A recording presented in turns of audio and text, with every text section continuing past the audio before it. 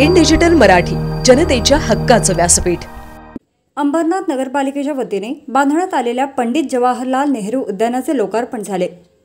त्यावेळी खासदार डॉक्टर श्रीकांत शिंदे यांनी उपरोक्त प्रतिपादन केले। उद्यानाच्या उद्घाटनानंतर निवेदिका पूर्वी भावे यांनी talk on development with doctor Shrikant Shinde या विषयावर त्यांच्याशी संवाद साधला। कल्याण लोकसभा मतदारसंघातील विकास कामाचा आढावा त्यांनी घेतला। नेहरू उद्यान बांधून बरीच वर्षाचा कालावधी होऊनही त्याचे उद्घाटन होऊ शकले नव्हते।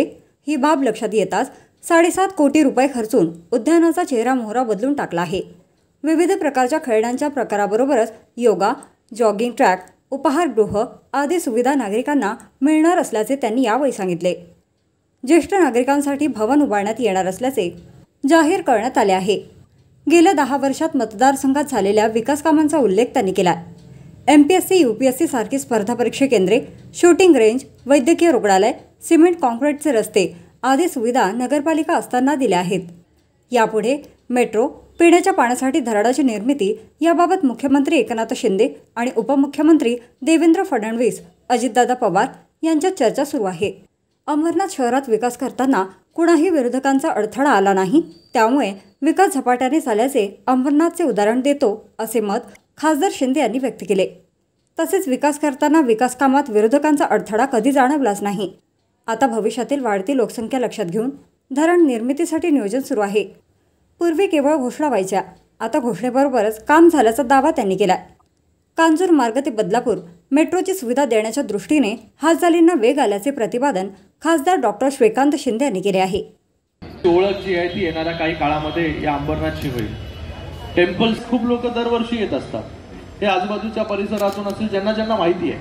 पण जर तुम्ही ठाण्याला देखील गेलात तर ठाण्याला पण रैवण शिव मंदिर आहे, तर त्यांना ते माहिती नसतं। त्यांना फक्त माहिती की कोपिनेश्वर मंदिर जे आहे ठाण्यामध्ये ते हजारो वर्ष जुनं आहे।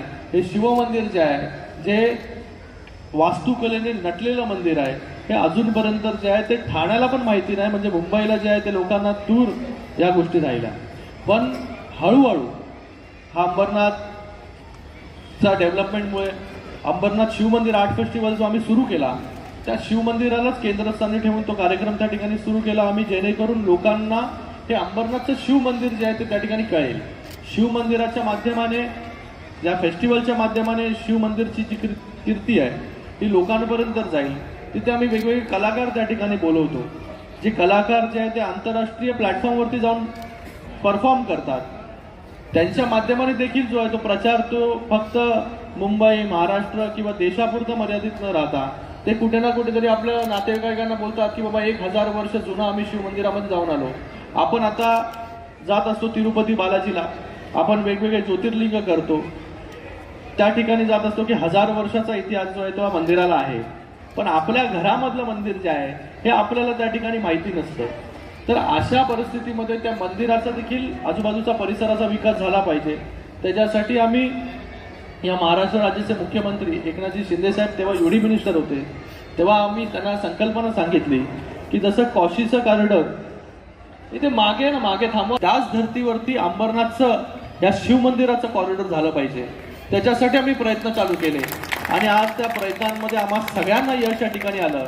पाटई ऐरोली हा भुयारी मार्ग आहे। कोणाला माहिती नसेल या ठिकाणी की भुयार पण आहे आपल्या या शहरामध्ये।